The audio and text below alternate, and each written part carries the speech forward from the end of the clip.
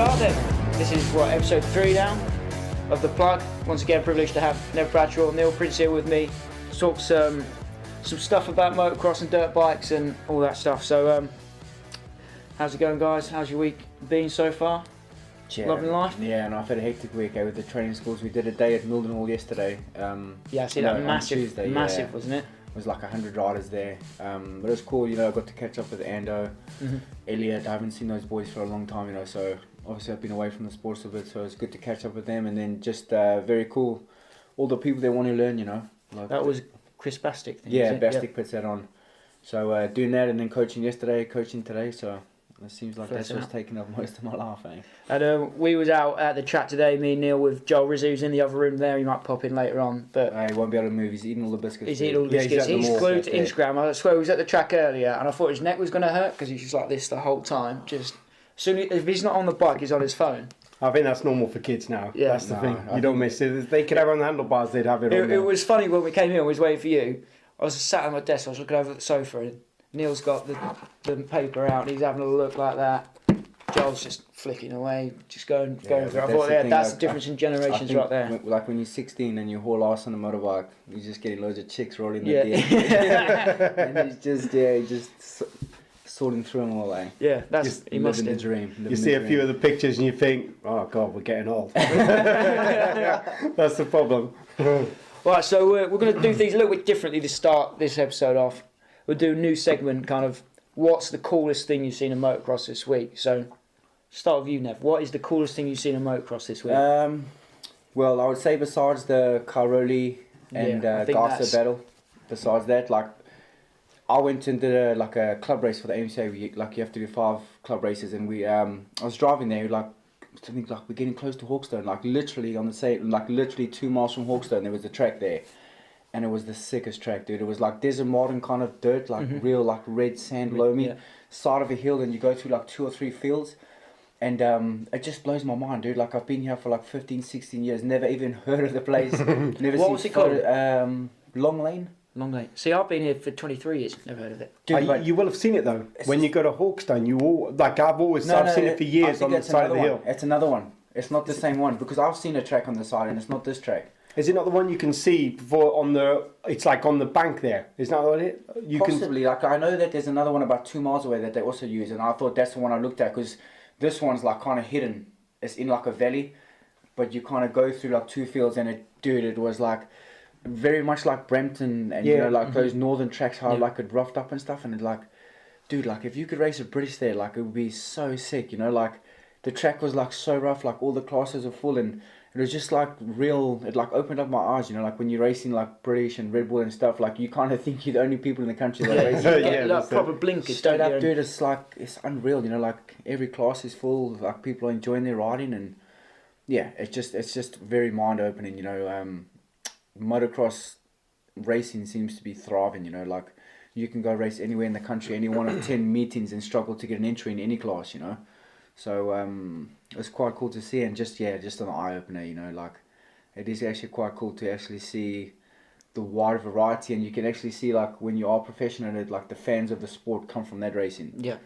They're the people that go and watch. It's cool to go back to that and see what those guys are doing, and appreciate, even me myself now, appreciate the guys that are at the top of their game at the minute, But also them people who do them AMCA events, they're people who work.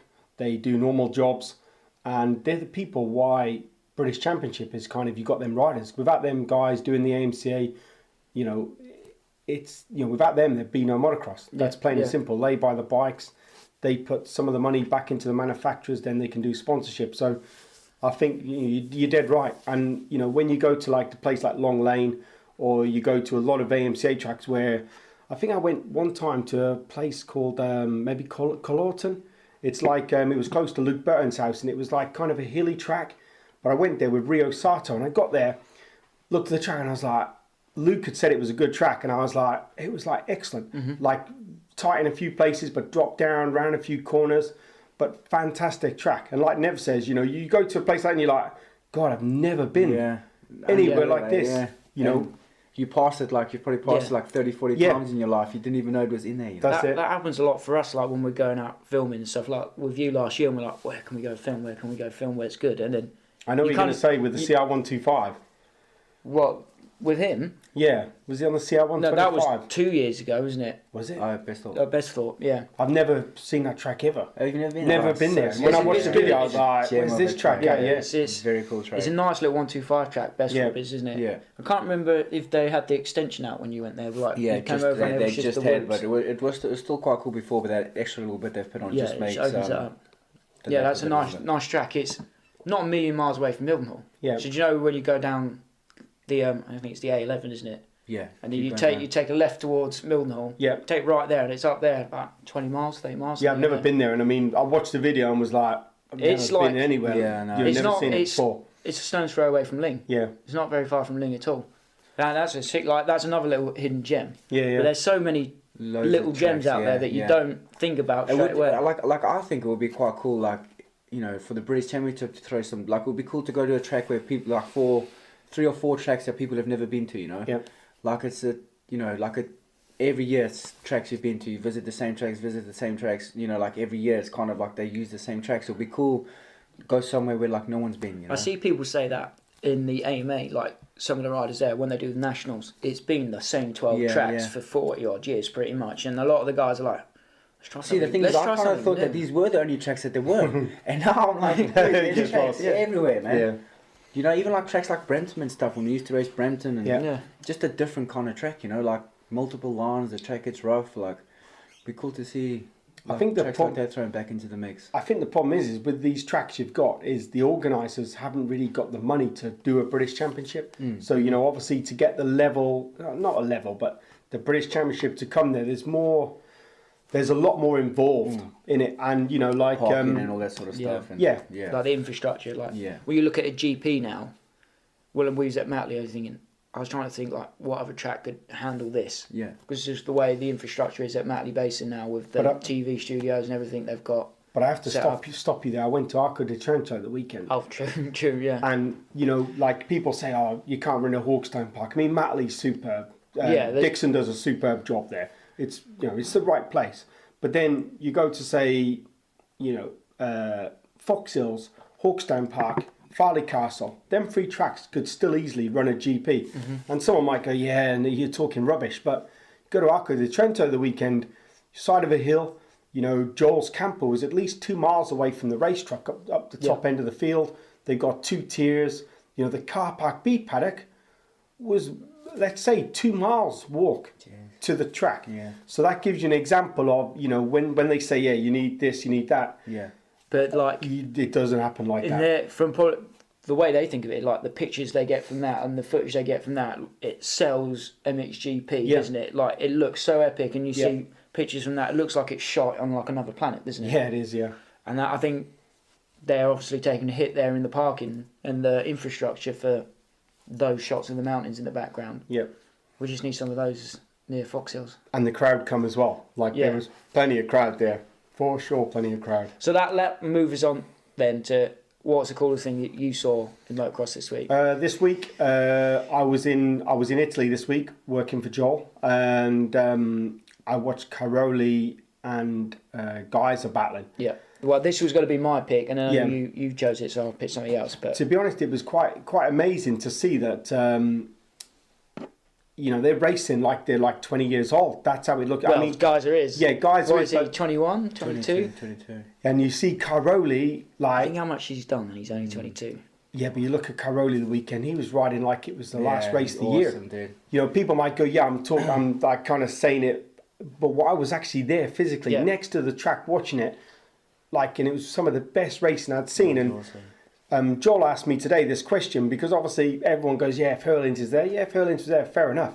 But what I saw the weekend is Cairoli and Gajser, they're really well matched on speed, like very well matched. Like Cairoli, I don't know if you saw on TV, he whipped it on the finish line jump. He whipped it that hard to try and get under Gajser. Is this the lap that Gajser passed him? No, it was a couple laps before, but he nearly crashed. Yeah. Like he whipped it out, he nearly didn't get it back. Loose. He looked loose in the weekend. They both looked loose. I thought the track looked kind of weird because obviously it rained a lot, right? But Gajser looked to me, Gajser looked kind of half in control the weekend. Yeah, he did look good. Did you see? A lot of momentum, Gajser. You might have not seen it, but on TV, did you see?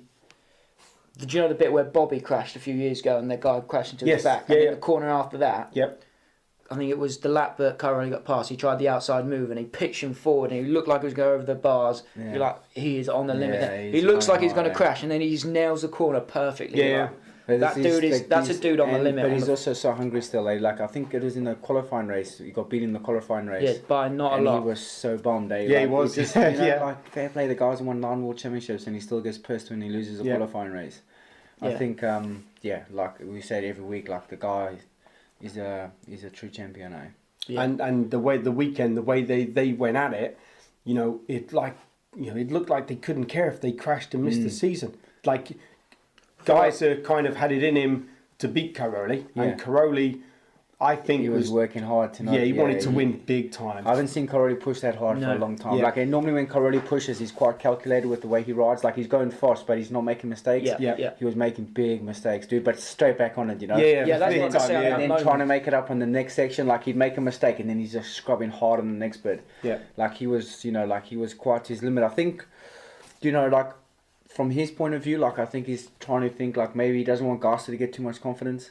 Mm-hmm. Do you know what I mean? Because like he's starting to like the third moto in a row. Yeah, where he's taking it. What was the years that Gajser won? 16, 250, 17 in the 450s, right? He won the world championships. Yeah, and then once he had that momentum rolling, he was hard to beat. He was good, and then he got injured for a bit. But then when he was winning, Cairoli was also struggling those years with his injury. So it's quite cool to see them both fully fit and going hard at it. I think Tim's like silent. Well, not silenced a lot of people, but people, because of what Cairoli and Herlings did last year and how far ahead they were, they just thought, it's going to be Cairoli show this year. And now he's come out the gates and he's doing this. Yeah, and but it's the like problem people is, like, dude, for Cairoli, like it's I wouldn't say it's impossible, but it's hard to, race to that level where he's racing with Herlings last year and Herlings isn't there. Like you said this last week. The reason he can do that is because they both put in each other along. Like, like now Gajser's like on Cairoli and Cairoli's like the Herlings putting the Cairoli on. Yeah, it's kind of just it's two people like you're never ever just gonna ride away from people, like at that level now. But I think Herlings would. Like Joel asked me, and I haven't quite said it yet, but what I noticed the weekend, these two are quite evenly matched. Like when Gajser was behind, he could get to Cairoli, make a pass. In the second race of the weekend, I think my fear was Cairoli made the track was real sketchy. Yeah. So a stronger person could go quicker around there, and Gajser, I think, looks physically quite strong. Where Cairoli's a smaller type of character, so it's easy to make a mistake the way the track was. But Cairoli caught him, passed him, and then when he passed him, he made the mistake in the corner. Yeah. And from what I read, when he crashed right in front of me in the next bit, I was literally from me to Neville when he crashed. He ran over the berm, and it kind of looked weird. And what he said is he hurt his knee, so he couldn't put his knee out.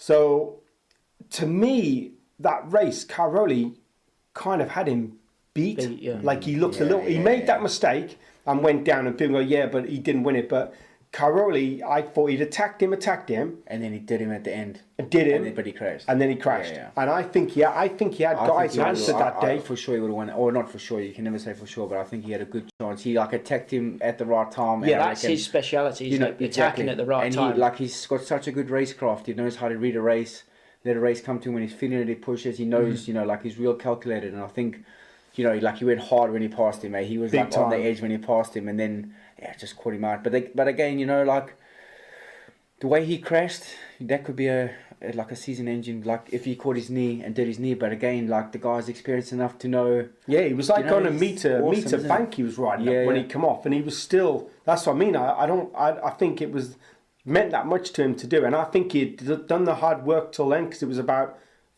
2 laps to go. Yeah, he'd got him and made the mistake, went down, but he'd kind of. I think he'd wore him out by then because I still say, my feeling is Cairoli's the stronger guy out of all of them at the minute. No one's as strong as him at the moment. But you know what the most impressive bit was? Gajser didn't lose his peak at the weekend. How boss was the move that he made though I think it's the second moto when he passed him in front of all of his fans in that one section where it was all red and yellow and you're like, that's the place you want to make the pass then, isn't it? In front of all of his, because that's that's the closest race to Slovenia, right? Yes, it is. So it's basically his home race with all of his fans there. Yeah. And he looks like he's got one of his fan good base. following, and then at the end, like both they respect each other, they race clean. Yeah, it's that's cool cool. to see that as well. That was probably the coolest thing. Like sometimes you can see like it ends and it's a bit bitter or whatever, but those two guys are genuinely two good people. Genuine respect. Like race when each you other like hard, you say, when you're racing 450s like that or around a track like that, you got to respect the other dude for matching you. Yeah, exactly. Yeah, and I have to say the fans were cheering on both of them as well. It wasn't just, which is nice for Cairoli, is what you're saying is I actually thought they were all Italians until you see the flags and you're thinking they're kind of just cheering them both on because they were both in an intense battle really. But the bad thing for the rest of the riders was they were 20, 30 seconds behind. 40 seconds ahead, I think, by the end. It was nice to see Tonus gets a decent result, eh? Yeah. Like, that boy can ride a bike. It's cool to see him actually. He's one of those, a bit like Kevin Windham, isn't he? Like, you watch him and think, he's got some style, like natural talent, just natural style, like fair play. I remember when he did the British Championship, I think 2012, or did he do it at 11 as well? 11, he was like, there's... I remember at Hawkstone watching. I was behind him for maybe one lap actually. He was riding some lines, and you just like, mate, like it's like stuff I'd never seen, Like he was riding up the banks and just turning the bike on the jumps and just doing whatever he wants, like. But do you remember Canada Heights? Like Tonus, when he went out the front door. Yeah, with Owen. I was stood there watching was that when it was the first round? Second round, and that was a load of people. that finish line jump. Yeah, but he was scrubbing that stuff down, which was a sketchy double that time. And I think Graham crashed. Didn't he run in the back of Graham? Or no, Graham ran into him. He crashed and then Graham hit him. But if I remember, he scrubbed that hard. He just threw it away. He just put it on the ground and went up. But I think those two boys were they were special that year. Him and Osborne and Tonus. Before Tonus got injured, those boys were pushing a heavy level. That was mind blowing. Those first couple of Britishes, there was 4 or 5 seconds a lap they were putting on us. Like it was, and all through the race. They were good times, weren't they? Good times. When you look at what Zach's done now, to think, I remember sitting at Milton Park, watching an 85 the 85 support race, and Zach Osborne just came and sat next to us and was watching it, and now what 2-time Supercross 250 champion, and the dude still half 5 he's such a cool guy, Zach. Oh, when he just turns up at Farley Castle. Yeah, we're there, and I was like, all right. Was that last year? 2 years ago. Yeah, 2 years ago. Just turned up at the truck with his mechanic. When he was over for Des Nations. Yeah, it was. Yeah. Des Nations. Yeah. So that transitions over into the coolest thing I've seen this week then. And he's kind of not just this week, but kind of like in the last 3 or 4 months. But it's Dean Wilson. I think the dude is absolutely killing it at the moment. I saw just an Instagram video put up from the National Supercross, and he's riding around in a cowboy hat and his cowboy boots, and it's just funny. It's just funny, and some of the viral videos he's been doing, the grandpa thing. Yeah. Stroke of genius. We should have done that with you before. I wish I would have thought of that one. I don't know. But I think, and now the results are coming in as well. I think it's good to see. I think Dean's had because obviously I had him in the MX Nations, and superb, nice guy. He's a good guy. He's also had it. He's been at a level where he's had factory deals. He's had probably the money coming in. Everything's been sweet, and then he's lost everything. And he's one of them riders who's gone out, bought a van. His dad's mechanic for him. He's got his own bikes. He's gone out and bought the stuff, turned up to go race, and spent a lot of money to do that. We all know how much it costs at the level they're at to do that. He's gone there, done a good job, been getting top 10s. I think at the time he was between 6 and 10. And then he gets signed up to ride a factory ride, gets it back again, loses it again for some reason, or maybe his knee problems. I think it was 2 knees, or he had both of them repaired again. Then he's got himself up there again. And I mean, you have to take your hat off to him. He's not quit. Yeah. You don't see many riders dig into their pocket over there, especially, and go, right, I'm gonna go there, put myself back on the market and do it. In fact, I don't think I've ever seen anyone do that do it like the way that he's done. Fair. Yeah. Just the way that he's pumping social media, and at the start of the season when he's doing his merch and doing all the videos and stuff, and you think that's a new way to do it. I think a new way to kind of promote yourself and new sponsors, because he had some good sponsors on at the start of the year as well, didn't he? I'd like to see what the team thought of when he jumped the swimming pool at that gym. Yeah, that looked like a sketchy. Did you see that sketchy jump? Do you know that that sponsor they had the oil people down Blazerian's house, and then he jumped over the pool, and you're like, but the landing was like, it was quite a fair, it wasn't like probably a big jump for Dean, but when he landed, you had from here to the door to stop in this green grass, and you thought if he just went a bit long, skid. It was like off the balcony. Do you know what I mean? Straight down to Hollywood. Yeah, that's it. Wreck the bike. Yeah, well, that's some cool things we've seen this week. We'll try and continue this every week, bring up some cool stuff. Let's just jump into Supercross a little bit then. You watch it on the weekend? No, I can't watch it. You can't watch it. I saw the highlights and stuff. I've watched the highlights, yeah. I've watched quite a bit of it. They said it was a weird weekend with how the results and stuff felt like. But again, like Webb needs to exactly. Pull the start, and then just kind of can ride the race from there. Yeah. And Roxton was good as well. But the problem is, like, they kind of say that, but I agree. There's no luck, but he was. It's kind of strange. You got Tomac, who, kind of is having whatever's going on. Then he wins a race. Like at the weekend, he was blindingly fast, super fast. Roxton was like super fast. He was just unfortunate that Joseph Archie lost the front end, ran into him, and he got stuck on the other side of the berm, off the track. And it's interesting, like how Roxton can be struggling, and then at the minute he's probably the quickest guy on the track, and Tomac is. But I think that is just, like when you're racing 17 weekends, there's no ways, no matter how much training or whatever you do, there's no ways you're going to peak through 17 races.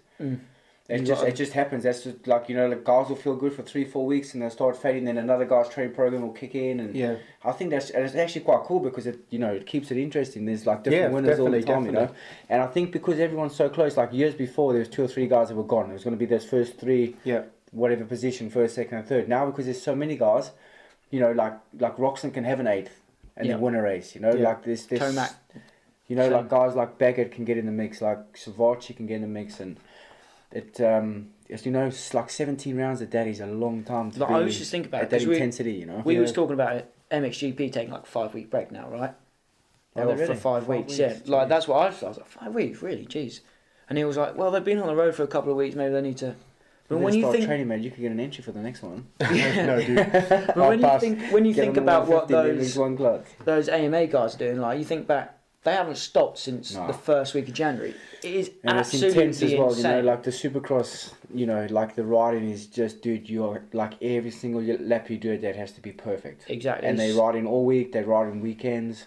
It is testing motocross now as well. Yeah, it's intense. a hectic schedule, like it is. They get 1 weekend off. But then also you say that, but then you take in the amount of riding that the GP riders do through a GP weekend. Like that's also important. But I just mean like in terms of like the travel and the non-stop back and forth. It's pretty intense. I think they only do get 1 weekend off.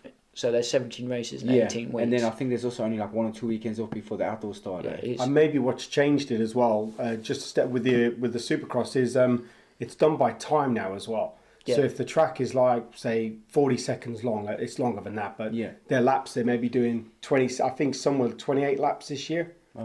So what you forget is when it's a 20-lap main, it's like probably done in, let's say, 15 minutes. Where now a 20-minute main is a lot more riding now. It's a lot more. Tracks so maybe like Daytona, you're doing less laps than you would do if it's doing less riding if it was 20-lap main. But if it's sub-minute lap, then you're doing a lot more laps. Yeah. What happened in the 250 class? Because I saw the result and I saw a Pro Circuit rider won. I was like, oh, that was Faulkner again. And then I saw he hurt himself and it was Davalos had won. I saw a stat. No, it wasn't a stat. It was David Villerman tweeted. He just saw Davalos won. I think he's like 32. Yeah. And Villerman was like, I was retired at 32. Yeah. And then he looked back and see when he won his last 125 thing race, and he was like, I think he said he was like 18 or 19, and he won his first one at 16, I think he said, and he was just like, that's crazy. But to be fair, Davalos, he's been plugging away in that class for years. I suppose he's another guy like what you said, like struggling, then he wins a race, Yeah, well, look at Faulkner. Does anyone see his butt patch from the weekend? Yeah. It was like Sex's breakfast or something. Champions. Breakfast. 'Cause he's dating a monster. He's dating a monster chick, isn't he? I actually don't blame him. Yeah. When I saw that, I was I'd be eating breakfast 4 times a day. I'd be eating, yeah. But he's in up shit creek at the moment, isn't he? But like, what is the crack with him? Is he going to be back? Or, like, has he lost the championship lead?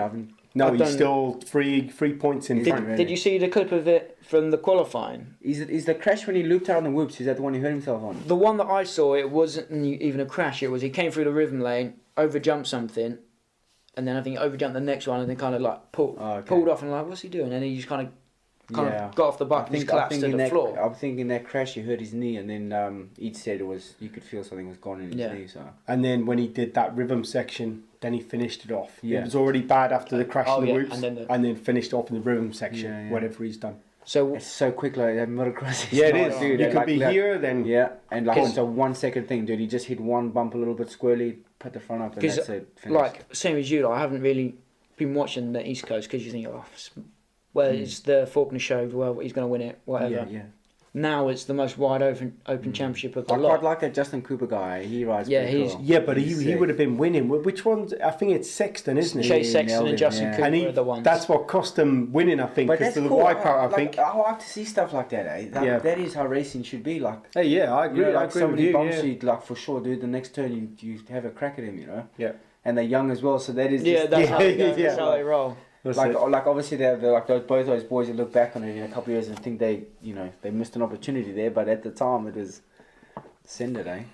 But that's like what you say, Faulkner. From what I see online, I think they Racer X did a thing yesterday talking to the team. They're just saying they're taking it day by day, seeing what you can do. But if it's I feel a little bit bad for Mitch Payton, eh? Like he's had like some stressful years, and then this year's looking golden for him. Yeah, and then Cinderella had that problem, and now Faulkner's then like he pretty much had 2 championships kind of like sweet, and now it's like wide open for both of them. Going into Vegas, stressing again. Yeah. So what is the next round? Is it? Oh, so it's all in Vegas now. It's all on. No, there's one more round in Denver. I'm not sure if it's East Coast or West Coast. Probably East Coast, I think. Yeah. And then it will be to Vegas too. Because they've been quiet on what they've done as well. They haven't come out. There's only Barca who now said he's sitting out the rest of the year now to the outdoors. Like no news on Savacci either, what he's done as well. He in that Roxon crash, he didn't get back up, did he? I think he broke his. It looked like he was carrying, like holding his wrist when he went off. Yeah. And normally, if you're doing that, because I think didn't he injure his wrist last year? He's got bad wrist, hasn't he? He wears those wrist braces, I think. Yeah, that's it. I quite rate Savacci's for like the rookies coming in. He's done the best out of all of them. I thought Plessinger was going to be the boy this year. Yeah. And he's just. No, I think so. Like Savacci's always been fast though. Eh? Like he's on a good program with Carmichael and stuff, and obviously he rides a lot. You can see like he's fast. Like he's most of the time he's quicker than Tomek in the qualifying and stuff. So, but again, putting 20 minutes together on a 450 around a Supercross, but it's all learning. Like he's had 1 year now. Next year, like look at Baggett, eh? Like it took him a couple of years, and now the last 2 years he's been like a solid dude. Yeah. I think it does. Like you learn so much in your first year in the big bike doing Supercross. It's very rare for a guy to go and be consistent through a season. Yeah, you've got to be a Dungey for that. Yeah. You're on about. You're saying about Tomac being up and down, Roxton up and down, and then you've got like Cooper Webb who's kind of been like level this year. Yeah. Like not been the quickest, but he's been like there all the time. If you go back to like, say, I know it's a long time ago, Carmichael days, Dungey days, them guys, there isn't one of them guys there at the moment. Like Cooper Webb's close, but like Dungey was pretty much not as level, but Carmichael was like level all season. But I think that's because there was like only like 3 or 4 standout riders at that time. Yeah. Like now, like everything, like motorsport, everything you do, everything's a lot closer. So, do you think like Carmichael could ride at 80% and probably still win? Like now you're riding 80%, you're going to finish 6th. Yeah. Do you think like back then, so many people closer. Back then there was Carmichael and the Stewarts and the Reeds there, like the elite, and they was doing the kind of training programs that the top 10 or the top 15, they're all doing the same training programs now, whereas back in the day, Carmichael was on a program that no one else had even ever heard of or thought about, and now there's more guys on that sort of. Maybe there's no secrets anymore. Like when you think KTM have got nearly all their guys on that program from Carmichael. Yeah. So that's maybe why it's levelled out a bit, where you've got, you've got Tomac who does his own thing, and he has his whole career been up and down quite a lot, really. Like, imagine if Tomac now wins the next 3 races and loses the Yeah, but championship. it's a carbon copy of the last 2 years. Yeah. Exactly. Much, isn't it? He must seems be like when the kicking pressure's, himself. It seems like when the pressure's off him, He's the then boy. he performs. He like. But geez, like you wouldn't like going into the. I thought it was a no-brainer. Like, That's what I mean. Yeah. Tomac was the man, eh? Yeah, after Dungey retired, you'd think, Tomac's To be fair, like I think Cooper Webb is struggling a bit at the minute, but he's pushing hard through his struggle. Yeah, I think he's making he's the best of his struggle, because I think the last 3 or 4 weeks he hasn't been as quick as what he has been a couple of weeks before that. But he's still. He set the bar really high time. for himself early on, early on, didn't he? So he's just trying to keep the ball rolling to keep that bar above everyone else. But then he could have one bad race this weekend, and it turns it up like big time. Do you know what I mean? Yeah. Well, I'm going to Vegas, so I'm hoping like something big happens and it's going to be the best night ever. Yeah. Well, I mean, Tomac, like I know I keep saying it, but like he's got to be going to the line now thinking, I've got to deal with him. Do you know what I mean? If it's coming down to the like for sure, his bonus for winning that championship is like something else. Yeah. Well, he's got to make up like 24 points, like. 24 points. Yeah. That's hard, big, isn't it? Yeah. Yeah, but he did get messy 2 years ago with Dungey, if you remember, at the very last round. Yeah. I always remember. It'll be interesting. I always remember the one in spectator in that position. Yeah. I always remember the one in 2009 at Reed versus Stewart in the back section. Like Reed needed to do something drastic to like win the championship, so he just like booted Stewart off the track, and Stewart kept it up. You're like, I'd do the same thing if I was him, man. 100%, yeah. But I'm not sure they'll. I think them days have changed it. Yeah, I think so too. Like that's what I mean. If The only person that I could see would actually do something like that would be Jason Anderson. Anderson would send it hard. He's the only person that, off the top of your head, that would actually like. Well, and Zach Osborne as well, apparently.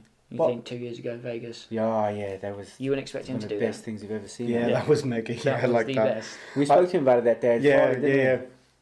Yeah, I did an interview with him, and that's all we talked about. It was just that he was the best CM. You felt sorry for Savachi, because he was kind of celebrating. I'm sure he was, and then boom in the corner, you were like, kind of.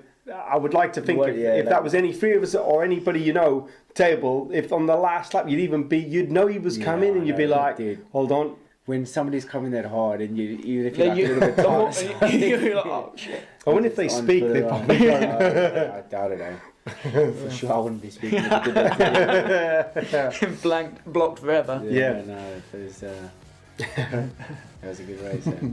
Right, we'll take a break there then. If anyone needs a pee, go for it now, and then we'll jump into the main subject after. Right, so to help support the show then, we've created some merch here. We've got some two-stroke related merch that has obviously been inspired by Nev Bradshaw right here. He was our two-stroke hero for the For Love of Two-Stroke series 2 years ago now, that was. 17. 17, that doesn't seem like... One race of 18. Yeah, one race of, I always forget about that one. But yeah, we've created some merch. I'm wearing some now. We've got mugs, we've got phone cases, we've got the lot. You can check it, links down below. But if you want to help support the show, check it out. We've got lots of stuff coming out, and check it out. Right, we're back then, and we're going to jump into the main debate for this week's episode. Now, the topic for this week is, what is the greatest motocross bike of all time? Now, that doesn't necessarily mean factory Exotica, what's the best factory bike ever, or the fastest bike ever. We can talk about them if you want to talk about one. But we're talking about what is the most important bike, or the most influential bike, or straight up the best bike you've ever ridden. So kick things off for us then, Neil. What is your pick? You've been saying that we wouldn't be able to guess it and that Joel would never have heard of it. Yeah, it's got to be, like you boys have never heard it, YZM 500. YZM 500? God, then. Yamaha made it for when Hakim Karlqvist won the World Championship. They what year would that have been then? Yeah, that's a good question. Maybe 83, 84. Like, he was world champion, so he was always like saying, I need it, water cool bike. So Yamaha sacked him. I think that's what happened. Don't quote me on that. But whichever way, they had I think Jackie Vimond, Leif Pearson maybe. Jackie Vimond, Leif Pearson. Jackie Vimond, I think, was 250 world champion, and they built a YZM, and it was water cooled, aluminium frame. Like, if you Google it, it's one of the trickiest bikes you'll ever see. But there's hardly any of them about anymore. Like, probably maybe one or two. There was one at Farley 3-4 years ago. Neil Hudson rode it, and it's a work of art. But in that time, that was like a beautiful bike. Did you ever ride one? No. It was like it was something like if you could ride one, you know, it was amazing looking. Like bike. one of those like poster bikes you'd have on your bedroom wall. Like, oh, that's the one. Yeah, but you don't really see it. Like I've mentioned it, and Nev's looking at me like, "What the hell's he on about?" I've heard of it. Was it? I've never. I wouldn't know which bike you're talking about. But Yamaha just built like, you know, back in them days you had, you know, CR500s, you know, 4P factory bike. You had, you know, and they had all like really exotic bikes. But that YZM was something like beautiful to look at. And I mean, if we took it now to say your local race, you'd get out of the van and you'd be like, what the hell? Like, what's that? Still looks good now. So it was a bike, and I think they ran it for 2 years.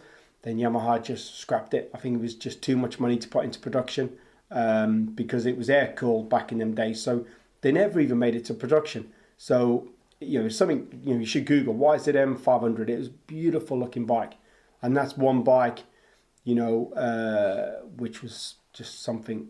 Yeah, it's one of the best old bikes I've seen. Something like ever. that you would put in a museum if you had one. First piece in the Neil Museum of Motocross. Yeah, that would be a bike. If you could find one or get a hold of one, you'd take a loan out in your house for it. It's that type of bike, and you won't find them. Yeah. They're not about. Well, if someone might be watching saying, I've got one. Yeah, if they have. There was a video on it. Well, there's a guy in Belgium had one, and it was in his front room actually, and I think he's passed away now, but like he had it there, and I won't say any names, but it was just beautiful. Like, it's beautiful to look at, you know. And I think back in them days, them type of bikes, you know, if you had one, it's how you got it, where they come from, that type of thing. And them bikes, yeah, they're beautiful bike. If you ever did get your hands on one, it'd be one of those ones you wouldn't be able to ride it, right? You wouldn't be able to, but like too like priceless to ride. It's something you kind of don't even look for because they're just not about. Yeah. It's like, you know, if you wanted, say, a Dave Thorpe or a Kurt Nickel KX500 or something like that, there's lots of those actually, but the Honda CR HRC bikes, you just don't find them. And a YZM, you know, that day it come to Farley Castle, Neil Hudson rode it. I'm sure it was a Belgium or French van it come in. It was obviously an old GP mechanic or someone who had one. Neil rode it both them days, you know, and it's just a lovely bike. Did Neil have a connection to it previously to that then? I'm not sure if Neil rode it. Like, obviously he was 82 world champion, Neil, I think, and I'm not sure. I don't really know Neil, you know, so I couldn't even but he was there that weekend and he was riding it, and yeah, it was obviously a collector got it, or, you know, maybe the guy was a factory mechanic back in the day, but that's some bike you need to put an image together, and it's a beautiful looking bike, really beautiful. And what about you, Nev? I know you looked at me and thought, oh Jesus, I can't think of one. But have you been able to think of one yet? Yeah, I've ridden You've ridden a lot of bikes since I've known you. I've ridden a lot of bikes. You rode a lot of bikes last year, mate. I have got my favourites, but one that really sticks out for me, and a lot of people I think would agree, would be the 2008 Honda CRF 450. I think that bike, like at that time, was like a long way ahead of any of the other manufacturers. You know, it's just, you know, the engine was good, they well made, and actually I bought one. I bought like almost like a brand new one about two years ago, and I did a race at Toddington, and whole shot all speed motors on it. Yeah, like that. Like they were super fast, and yeah, you know, I think Honda went backwards a couple of years after that, but I think, you know, like Daruva rates them. You know, anyone that was racing around that time that had like a. Did you race one back then? Yeah. Well, no, I didn't. I was in the MX2 class, but at the Designations and at KWS races, I used to ride a Honda 450, and also practiced on it. So that when I went back to the 250F, I could throw that around a bit, and dude, it's like a tractor. It just keeps going and going and going. You literally just put fuel and change a filter, and you can literally ride a year on that bike, you know. Yeah, I would say, and I think it was the kind of bike like out the crate with like a pipe and not a lot of work. You could actually be at the front of like the World Championship races, you know. There wasn't a lot that you had to do to those bikes to get them going good. They were solid I'm bikes. trying to think who would have been riding one of those. Were you still doing CAS then? Yeah, it would have been Mike Brown. And 08 was Billy Mack. Billy Mack, I would say, if he was sat here, would probably say that's maybe one of the best bikes he's ridden. Maybe he probably wouldn't, but like that year we had Billy Mack. He was pretty special on that bike, and Neville's right. Like I think we got the first fuel injection Honda the year later, And if I'm right in saying it, I think in '08 the guy who built the bike, designed it in Japan. I think it went to another person for '09, so it was a bit like new ideas. The continuity was gone. Yeah, and I think in '09 when Honda came out with the fuel injection, it was a completely different bike. And when we dynoed it at the cast workshop, was it '09 when it had the first time it had the black pipes? Or was that no, we'd had the fuel injection, so it went from carburetor to fuel injection. And when we dynoed it, there was quite a big decrease in power. But obviously the delivery is much different with the fuel injection, so I don't think you can class them. And Neville's right, like that 08, 07, 06 Honda, like they were rocket ships. Yeah, those bikes. That's why, like, a lot of people, like, when you talk to people about riding, you're riding a Honda 500, and it's like, mate, when you've ridden like an 08 CRF 450, like a 500 is tame, I think, in my opinion. And, 100%, 100%. Like, I can ride a 500 Honda a lot easier than I can ride a 450. Like those 450s, just the way that the power comes in, like those things were like, you literally pulling yourself back on that bike. I remember I was riding for PAR in 07, PAR Honda, and literally just every motor just doing a clutch. And it wasn't because I was clutching it, I was literally clutching it to keep the front end down. It was like, dude, I've never ridden anything like that in my life. Like, it was, you had to ride it completely different. Like you had to carry like a lot of momentum and then roll the gas on, and I never really got on with it, to be fair. Like, I never enjoyed riding the big bikes, but I remember at the Destinations that year, I loved it. It was like third gear everywhere. What track would that have been? That was Donington. Donington. Yeah. I watched that race. And Mallory. And Mallory also. So 7. Mallory was GP, and then Donington Nations. Yeah, no. And this is another cool thing, man. So in 2009, I did the Destinations, and I didn't want to ride the new one because I didn't. In America? No. 2009. In Italy. In Italy, oh yeah, sorry. So I was like, no, I ain't riding this new Honda, because the chassis was the same as the 250F. So I said, I'll just ride my bike that I've had from the year before. I think DB actually got me a new one. A new one. So we had this bike, it was a year old, and me and Tedesco started next to each other he's on a factory on, dude. Like, it wasn't even a contest. Like, smoked into the first 10. That's it was so sick, and it was just like I just remember them being, like, if you could go up to third gear and just hold on, like, you were gonna get to the next corner quite quick. And I was looking through. I can't remember why I was looking, but like old Motocross of Nations results, and then you start seeing your name next to like some of the riders you've raced against. Like you saying, like Tedesco. At that race, this is no bullshit. At that race, like, there was a line, and I think like Tommy was at the front of the line, and the next, like, it was probably like 14, 15, like all the way to 20. There's a line of us that finished like some good names and stuff. Mm-hmm. The next person was Hurlins in front of me, and it was his first time at the Destinations. Like, you look at the names, isn't it? Yeah. Like, but you got to realize that, like, everyone has their first time. Yeah. You know what I mean? And I remember it's hard to, like, for a kid, like, even like say Tommy when his first time in England, like, it's hard for a kid to go there at 16 and perform their first time at that race. I always remember one of the first times I like properly sat down and did an interview with you. You was talking about the time when you raced the EMX and you was on the podium with Hurlins and Roxon. Oh, yeah. And you was like, that's a picture I'm going to show my kids. Yeah, they were 13 or 14. Yeah, but still. But it's funny days. Like, that is one thing, like, in my career that I can say, right, like, I will show Tate that, like, maybe Braxton, because Tate's not into bikes, but I can show Braxton, and, like, Hurlins and Roxon will still be relevant. Yeah, they'll still be years. Like... Yeah. Like, that's the only thing I'd be able to show those two kids, that they'll be put like, in perspective, like what you did. Yeah, that one day. That's a bit like me saying to you boys, YZM 500. You boys are going, what? Yeah. Never even heard of that. I know it was white, wasn't it? Yeah, it was. Yeah, it was white and red. It was white. Yeah. I'm just trying to. I know the bike, but I can't picture it in my head. But the Destinations, one bit I want to just say there is we went to we did Zolder MX Destinations. Carmichael was there on a CR250. That's one of the bike on my list for me. Like growing up. The CR250 0203 is like one of the most iconic bikes to me, like with the Woody Woodpecker graphics. I don't know, dude, like if you had Mark Eastwood in here, he would have a very different, like, Mark's a real cool, like a very knowledgeable guy, and like he obviously knows his engines and stuff, is like quite meticulous with what he does, suspension and engines, and like obviously, dude, like he's the Honda man, and like I had that conversation obviously because I was riding the different bikes, and yeah, like he did like the 02 because he also said like the 02 Honda CR250, like they pretty much, I think they they just put like a base gasket on it, and they would do like, he reckons he's running top 5 in GPs on that. So like it was a good bike, but I think he says like later on, like the 5, the 6 and the 7 was a better bike than that the 02. I say the 02 because that's the one that I remember winning 24 and 0 and stuff. But like you say, the late ones, my brother had an 07, I think, and he rode that a couple of years ago and was winning races. Like to be fair, you say the 02, like, you know, like when I did that 2-stroke championship, I remember saying to Brad about it, and he says, what bike are you going to ride? And I was like, a Honda. And he's like, dude, whatever. Because yours was an 02, wasn't it, when we did the series, right? Yeah, the 02. Yeah. I had an 03 practice bike that I had for like a couple of months. And then you didn't like that as much, did you, the 03? No, dude, it was a different bike. You couldn't even compare the two bikes. Have you ever ridden a 150 KTM? No.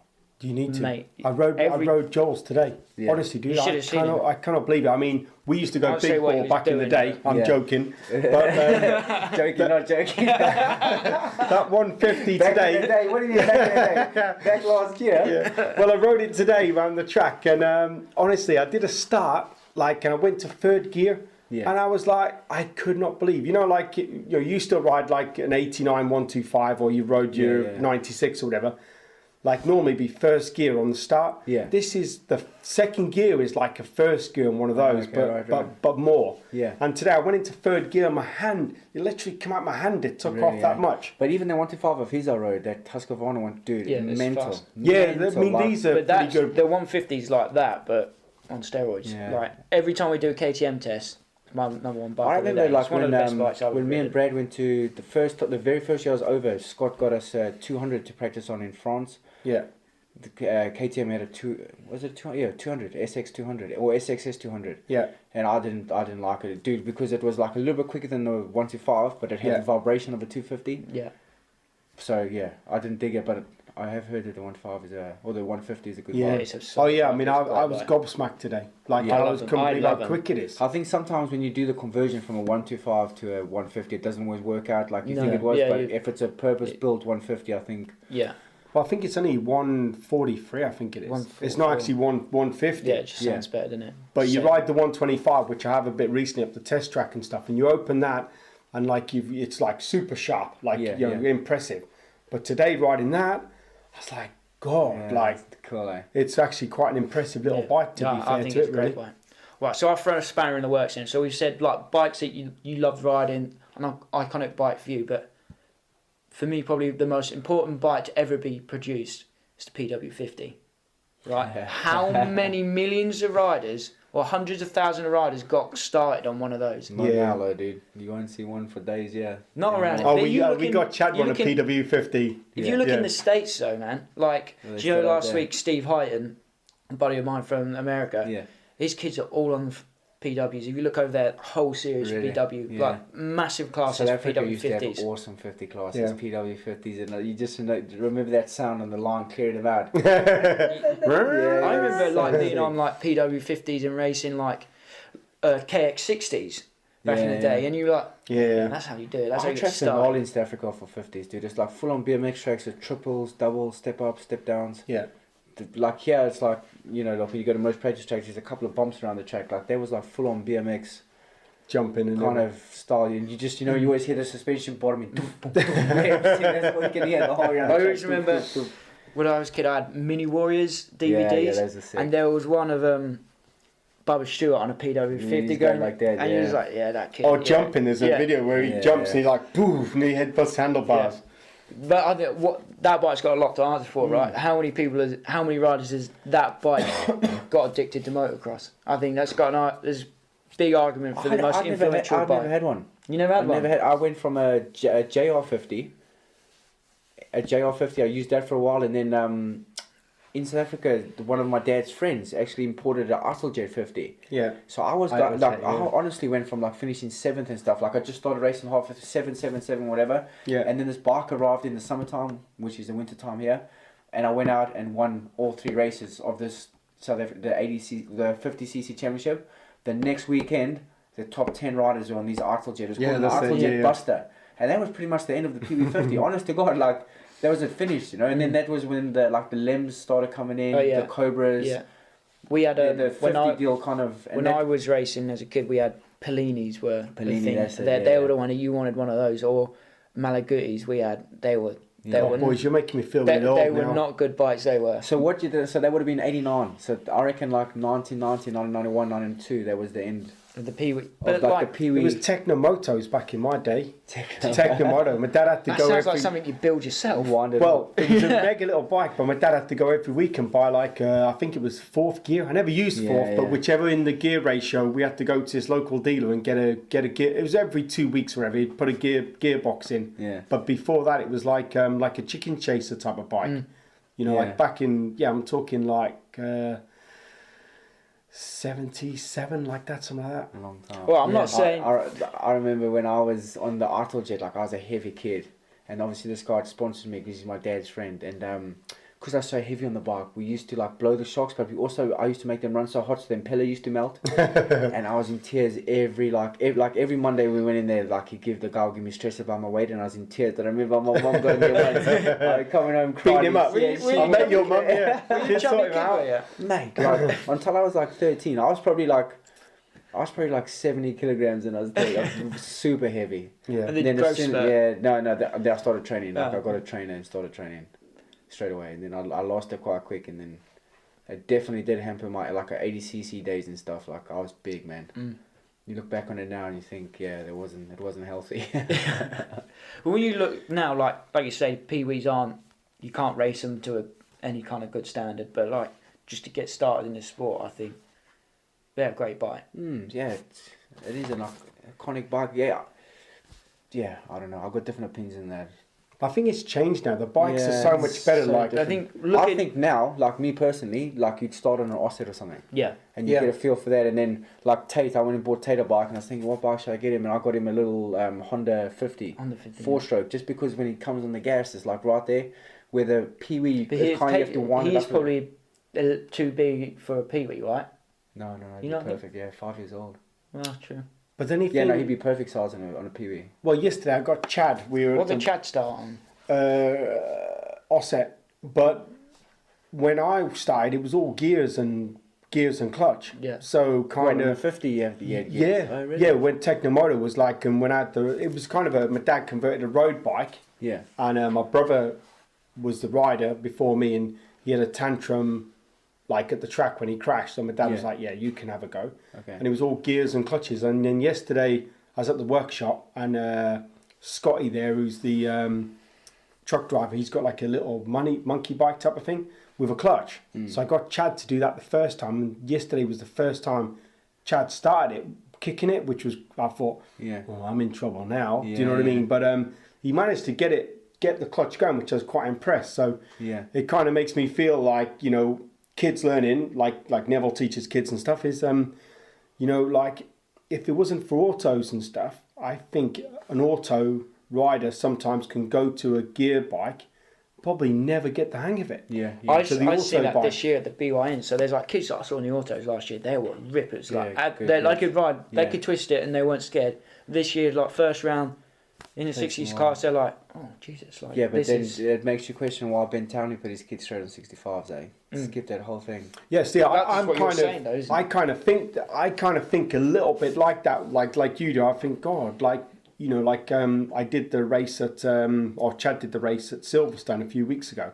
And, I kind of have a mixed thing about the dads running on the track with the high vises and stuff.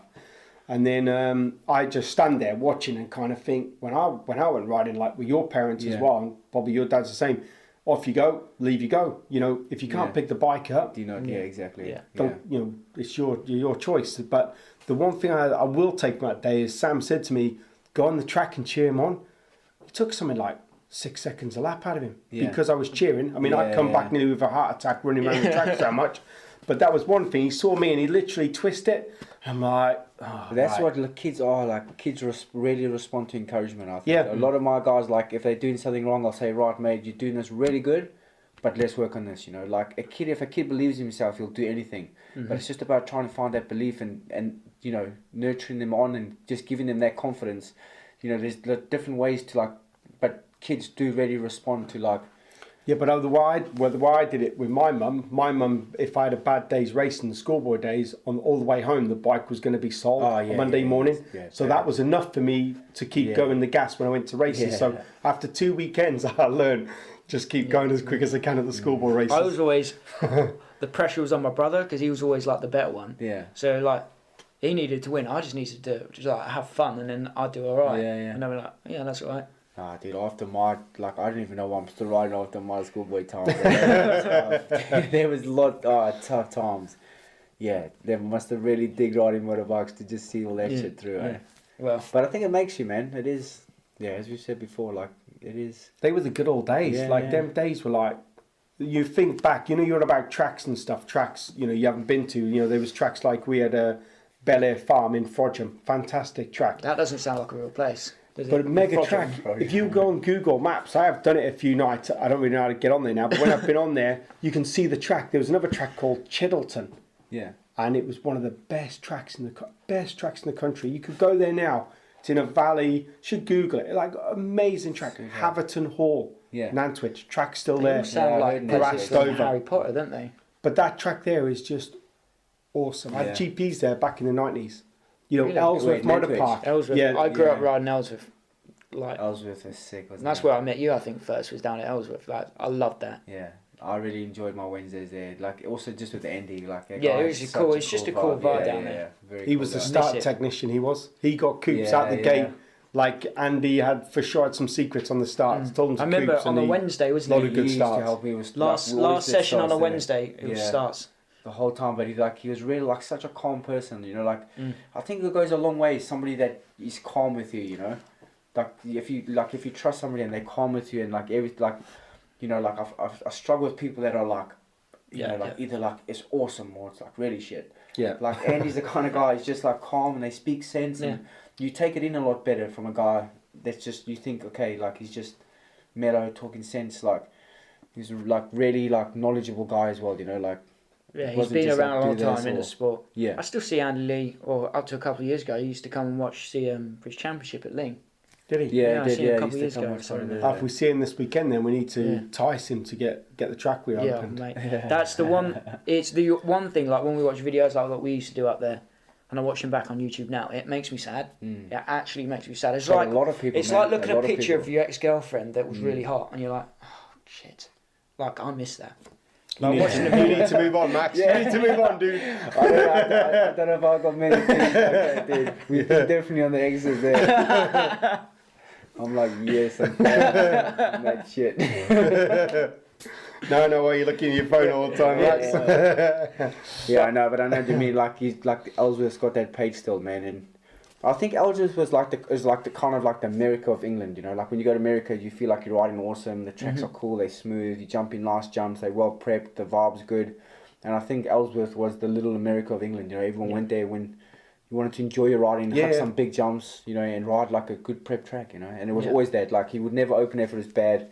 He'd rather stay closed. I generally think it spoiled me, like growing up, because I lived 5 minutes from there. We used to go there all the time. Like you go to tracks now, and you're like, oh, it's not quite like Ellsworth used to be. Yeah. So I think I was spoiled growing up. I almost killed myself the first time they went there. They had 2 singles and then a tabletop. Yeah. So I didn't know the track. Went over the first lap, single, and then I was like, dude, I reckon I could send that. Came over, and then I got mixed up. I thought there's one and then a tabletop. Hit the first one and just completely. Bang. Andy was like, what are you doing, man? I was like, I thought it was onto the tabletop, not onto the next single. Yeah. He's like, shit. But no, yeah. But the thing is, like, again, you don't know how good of a thing that is until it's gone. Exactly. Yeah, it's like anything in life. You don't realise how good it is until you don't have it anymore. Exactly. So going back to bikes then, like, not necessarily the best bikes ever, but like the most influential bikes. So these days at MXGP, you haven't seen a 2-stroke anywhere.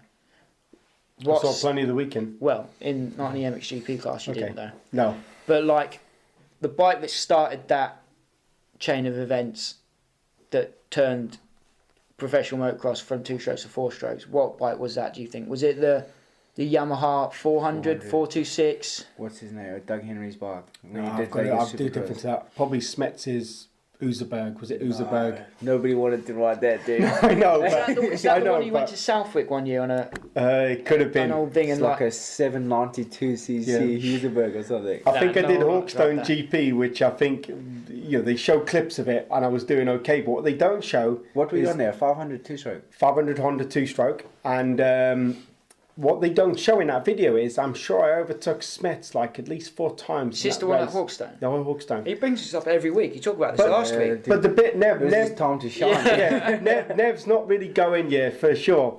The bit I'm not saying is Smetsy, his bike stopped 4 times or something in that race, and what happened? It was a cut out and stop. Then I go by him, he's kicking it. They talked about it after the race, Yeah. didn't they? Then he'd come back by me, and I'd be like, "Oh, they'd stop again, go by him. Oh, I'm doing good here." So in that race, I'm sure it stopped at least 3 times. Yeah. He still beat me because I ran out of fuel in that race. But when the Yamahas come in, it was going to be a new 4-stroke thing coming in. Honda come with their bike that I was talking to my dad, and he said very good actually. He said the bike that he thinks changed it was he went to the dirt bike show in 2001, I think, and that was like back when the dirt bike show that was the first time he'd seen the bikes, and he was just getting back into the sport after like having kids and stuff, and he was asking around, and he had bumped into Tony Marshall, who was a dirt bike rider, test rider at the time. They said, "Oh, what's the bike at the show?" And he said it was the Yamaha 250F. Yeah. The first time they brought it out. It was a good bike. And they reckon that's what. You talk about that now. Like, so you said there's no 2-strokes in the MX1 class. Like dude, there's absolutely no chance you're going to do anything on that in that class. No. Yeah, that's what I'm saying. But you go back to 2002, and you go it's like a good CR250, and that 2002 Honda 450 for sure. It's almost the same. Yeah. So you think how far the 4-stroke has come in 18 years? Yeah. Yeah. It's gnarly, dude. Like there's no. And then you think like a 125 against a 250F used to be like almost like a fair race. Yeah. Like those first Yamahas were like really heavy. They didn't start. Like the engine braking was gnarly. So like a 125 wouldn't be that far off. Yeah. Can you imagine now going like 125, like like 2 riders, 125. Like now you go 250 2-stroke against 250F. Yeah. Like it's evolved like unbelievable. I think like the last time you saw anything like that, remember when Ken Roxon won the World Championship? And he tried to ride I think it's probably a 150. I can't remember 150 or 125. No, he wouldn't have been able to ride a 150, would he? No, he rode a 125 in Italy, wasn't it? Didn't he hurt himself? I think he hurt himself. But he was third quickest though, wasn't he? Yeah, I think he crashed in one of the races, but he was. But that year he was like head and shoulders better, wasn't he? Yeah. But still, if he finished third, he'd been a hero that day. Yeah. Do you know what I mean? Like he would have been a hero for sure. And I remember that because I'm sure he pulled out or something happened. But they're saying that one thing I can remember, like the 125 250 thing, was 2005 or 6. It was Christophe Pourcel's first GP. It was at St. John, and he went to the last chance, and Tyler ended up in the last chance, and Pourcel was on a KX125, and he went 3 seconds quicker than anyone in the last chance practice. Yeah, he on was a a pretty KX125. special guy. That must have been earlier than that. Tyler was on a factory KTM. No, 2000. Because Pourcel won his championship in 2006. 2004. It was 2004. Hey, Ricky Carmichael would still beat Gajser and Cairoli now on his 02 Honda. No problem. No problem. As long as the bars are swept back. Yeah, that's it. Yeah. Remember that. Yeah. The question I've got for you, Neil, because obviously I wasn't around for this. So those are the bikes that kind of turned the sport from 2-stroke to 4-stroke. Yeah. Why did the sport, or what bike made the sport, the focus of the sport, go from 500s to 250s? 250 2-strokes or... obviously in the 80s, the 500 World Championship was the Premier was World the prime Championship. class. I don't think it really ever changed. I think what happened is the whole sport changed a little bit. Where you've got your when they used to have 125, 250, and like it was the Open back in the day, I remember. And I think the 125 went into one class, which was like the 250 class. So the 125s kind of get pushed out to European. Because back in them days, there wasn't so many there was probably more riders, but when it changed, Ustream come along, all that changed. It put people had different ideas on what they wanted to do. So obviously the Open class kind of come the MX1 class. Then you had the MX2 where they had all the 250Fs coming in, Probably what happened is the 4-strokes come in, and the manufacturers go in the 4-stroke route. So then they put all the development into that. So then the 2-strokes kind of got on the back burner, and then KTM obviously come in with their 2-strokes. You know, they've kept going all the time, and then the 4-strokes have kind of just changed it. That's how I would say. So they've kind of, you know, back in the day there was probably hard to get 3 groups 1, 2, 5 2-strokes, because it would have been, now it'd be like a KTM and Yamaha Cup or Husqvarna as well. Then you'd have your 4-strokes and then your MX1 bike. So I think just the sport changed. But like, what was the reason for that whole 500 2-stroke era for stopping? Because obviously no one makes a 500 anymore. Yeah, it was like a real popular class, and then all of a sudden there was kind of like no one raced 500 2-strokes anymore. I think the manufacturers probably just stopped with it. And you know, back in them days, the 500 class, I would say when I was doing 125 GPs back in the 90s, you'd have 120 riders there trying to qualify. The 250s, I never really did 250s, but I don't think it was as popular as the 125s. Yeah. And the 500 class, I think probably just died with the development. Oh, really? And then the 4-strokes come in from... Because there must have been a time where like the top guys moved from 500. They were racing 500 one year, and there's like, no, we're going to go race 250s now. No, there really wasn't. There wasn't really many guys, you know, like, you know, back in them days who you had Smets, you had Everts. Like Everts would do like a 250F class on the same day and a 400 class. So I think the way, I can't really say, but I would say the way it evolved with Ustream and the way they did the free race at the time, and it was like one race on a day, because I think there was a couple of days where Everts did all 3. All 3 of them. Did all 3, didn't they? And I think probably there wasn't enough money coming into it to keep pushing. And that'd be a question you'd have to ask the manufacturers why they did it. I would say maybe their bike sales. I mean, you know, if you talk about CR500s, if you go to a shop today, you know, and all 3 of us go in, you know, I might be, I'll have a 500. Nev would maybe go, I'll have a 125. You'll have a 250. Where we might go in the shop and go, none of us want the 500, we'll all have the 125. Yeah.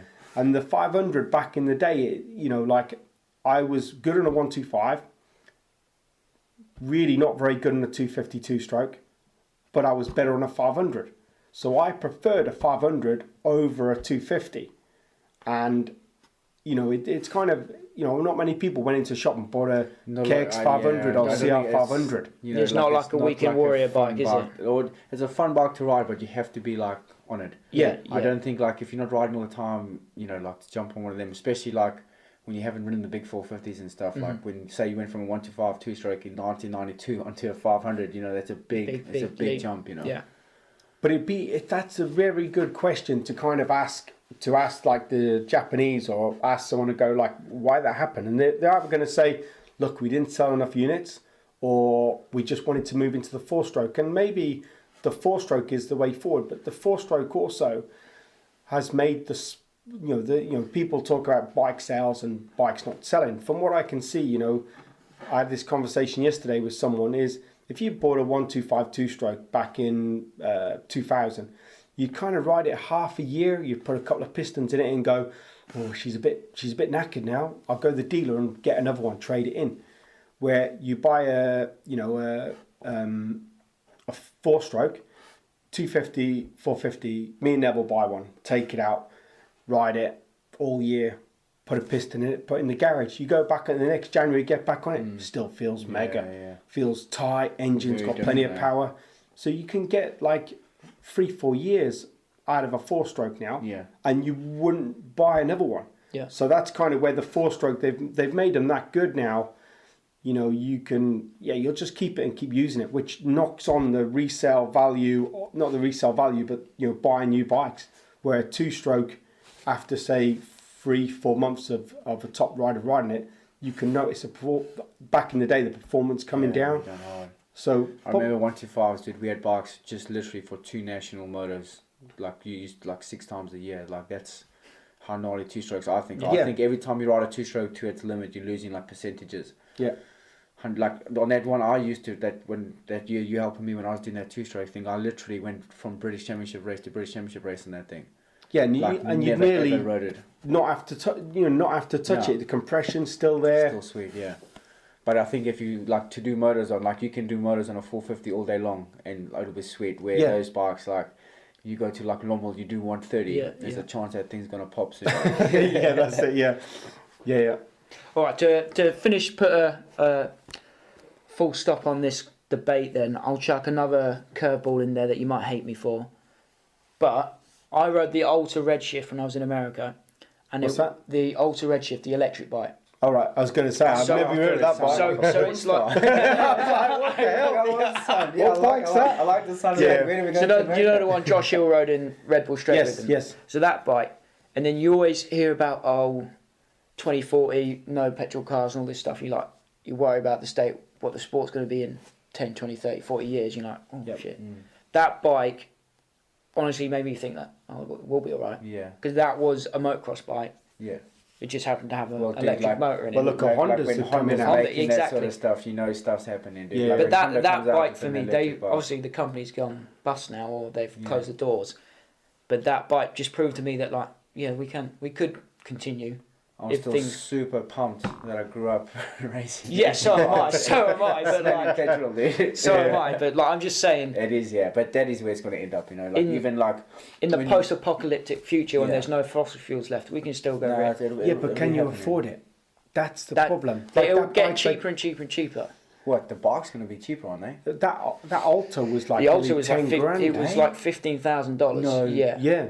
It was massive money. Like half the money of a normal motocross. No, it was 15. I think when I went there, it was maybe $16,000, and they just slashed it a little bit. I honestly thought it'd be like 2-3 grand for But that's because like triple the money. That's because at the moment, like the the battery tech, it's like in its infancy, and you got people like Tesla and like Elon Musk like working on making batteries smaller and cheaper. But do you think that they maybe went bust? But do you not think maybe they've sold that technology as well? Well, they sold out to Harley Davidson bought part of them, I think. And then they pulled out as well. Yeah, I'm not sure the ins and outs what happened, but Harley Davidson definitely invested in the company Alta, right? Who were making the motocross bikes, and then Alta shut the doors. There's those talks of like wasn't maybe Dave Arnold back. In there in Alta? I'm not sure. I'm pretty sure Dave. I could be wrong, but I'm sure he used to be the Honda guy like years ago. Dave Arnold. I think he was in there. I'm sure I saw his name pop up somewhere. No, maybe. But I think Harley now they are developing electric bikes for like their street bikes, and they bought another when brand. you got like that whole electric Formula 1 series, dude, those people, they're going to start developing stuff so quick for that. Yeah. So when it does come time to like when going to the whole motocross scene, like there's going to be so much development about it. It's going to be, you know what I mean? It's not going to be like a developing thing because the other sports are kind of taking care of that. It'll be interesting the price of the Honda when it comes out, because when I saw the bike, it looks just looks like with an electric engine in it. Yeah. It'll be interesting what they want for that. Dear, I reckon, to start. I don't know. They're quite smart now. These companies. If they keep those factory showers in them. Yeah, that's it. Yeah, it'll be quite expensive, I'm sure. Right, so that will wrap us up then. That's our pick of the greatest motocross bikes of all time. I think we've got a pretty good selection there. Comment down below if you think we've missed something or what your favourite bike of all time is and why. And I'll be there to answer some, and I'll call these guys if you've got any questions for them. But yeah, that's the show for this week. Thanks for watching.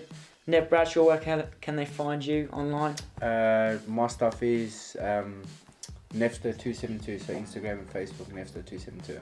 And Neil, they can't find you online yet. No. Still haven't sorted that one out. No, definitely not. Where can the people find you this week or this weekend after this weekend be under the Race Effects Piara Homes KTM tent.